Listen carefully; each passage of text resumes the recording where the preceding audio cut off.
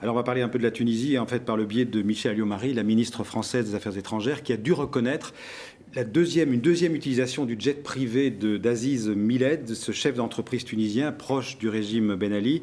Cette fois, c'était le 29 décembre, en pleine révolte populaire. Il y avait déjà plusieurs manifestations qui avaient eu lieu. Alors, Michèle Alliot-Marie dit qu'elle en avait parlé déjà, qu'elle a déjà reconnu qu'elle avait pris cet avion, qu'il n'y a rien de nouveau dans cette affaire. Pour vous, Pierre Moscovici, Michèle Alliot-Marie, elle doit quitter le gouvernement? Évidemment, elle s'enfonce, ça devient pathétique, ça devient ridicule, ça devient grotesque. Enfin, les mots manquent, si vous voulez. Il y a une semaine, on nous expliquait qu'elle avait été un peu comme M. Balladur en 95, faisant du stop et tombant sur la cousine de M. Tron, qui était son principal conseiller.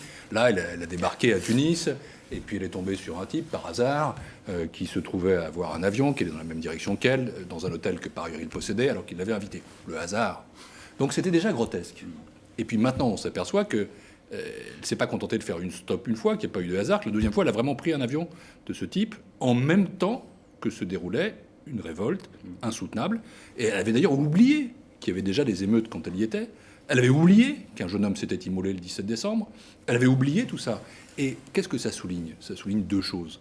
Ça souligne d'abord que Mme Alliot-Marie, dans cette affaire-là, a fait preuve d'une incompétence et d'une complaisance rare, inadmissible. C'est-à-dire qu'elle a été totalement sourde à ce qui se passait dans ce pays, alors même qu'elle y était, qu'elle a soutenu ce régime jusqu'au bout, et non seulement qu'elle l'a soutenu, mais qu'elle l'a encouragé. On se souvient de sa déclaration invraisemblable sur le fait que nous devions prêter main forte aux forces de répression en Tunisie. Donc, c'est d'ailleurs, je dirais, sa principale faute. Elle s'est disqualifiée, discréditée. Et puis la deuxième chose, c'est qu'elle mélange tout. Les intérêts publics, les intérêts privés, ses vacances, ses fonctions, et qu'elle s'enfonce dans des mensonges qui sont absolument intolérables. Ce qui prouve d'ailleurs qu'elle a perdu tout contact avec la réalité. Comment cette femme, qui est une femme expérimentée et estimable, peut-elle ne pas se rendre compte que ce type de comportement est contraire à toute morale publique? Vous savez qu'il y a une semaine, on a eu une enquête très dure du Cevipof qui montrait ce que les Français ne supportaient plus des responsables politiques.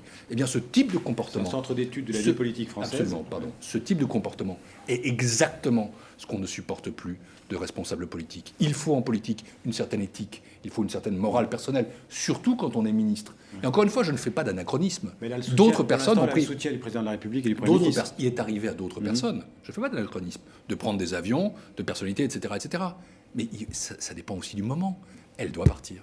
Et le fait que le président de la République et le Premier ministre la maintiennent, ça fait peut-être partie des petits équilibres internes à la majorité, mais je ne doute pas qu'ils soient très embarrassés, parce qu'ils savent qu'ils vont avoir sur les bras, si j'ose dire, un ministre des Affaires étrangères inaudible, affaibli, discrédité.